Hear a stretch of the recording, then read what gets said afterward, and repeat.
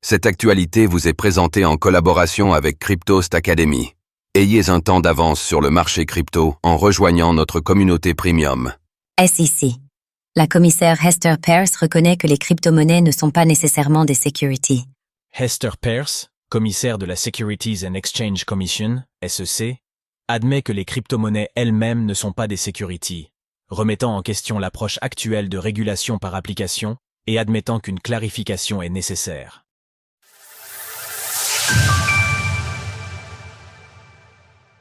La SEC a maintenu une ambiguïté pendant plusieurs années. Depuis plusieurs années, la Securities and Exchange Commission, SEC, des États-Unis, mène une bataille contre l'écosystème des crypto-monnaies, en installant une régulation ambiguë et manquant de clarté. Seul Bitcoin est officiellement reconnu comme une commodity, ou marchandise en français.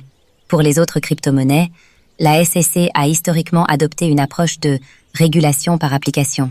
Elle a poursuivi des entreprises a posteriori, affirmant qu'elles avaient enfreint les lois sur les securities ou titres financiers, alors qu'aucune régulation n'existait. Pour aller plus loin, qu'est-ce qu'une security et qu'est-ce que cela implique pour les crypto-monnaies? C'est au début de l'année 2023 que la SEC a officiellement classé une soixantaine de crypto-monnaies, telles que le Sol et le BNB, comme des securities.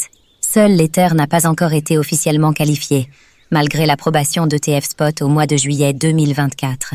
La SEC regrette avoir maintenu une confusion sur le statut des crypto-monnaies.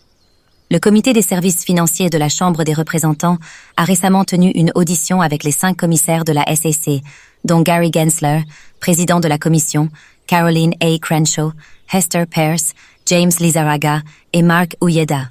C'était la première fois que ces commissaires témoignaient ensemble devant le Congrès depuis 2019.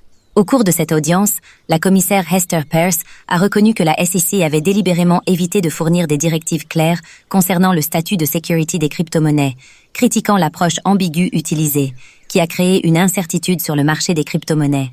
Hester Peirce explique que l'ambiguïté maintenue par la SEC était intentionnelle et visait à souligner que le statut de security ne dépendait pas de la crypto-monnaie elle-même, mais du contexte de son émission. Le token en lui-même est-il une security ? Ou fait-il partie d'un contrat d'investissement ? Est-il vendu avec un contrat d'investissement ? Si c'est le cas, en quoi consiste ce contrat d'investissement ? Et pendant combien de temps est-il lié au token ? En utilisant un langage imprécis, nous avons plus ou moins suggéré que le token en lui-même n'est pas une security, en dehors de ce contrat, ce qui a des implications pour les ventes secondaires, ainsi que pour les entités qui peuvent le lister. Elle poursuit en reconnaissant que cette approche était une erreur et qu'une plus grande clarté aurait dû être fournie plus tôt. Et je pense que nous avons échoué dans notre devoir, en tant que régulateurs en n'étant pas précis. Et donc, en entrant dans une clarification, oui, nous admettons maintenant que le token en lui-même n'est pas une security. C'est quelque chose que nous aurions dû admettre il y a longtemps, afin de commencer à traiter les questions difficiles.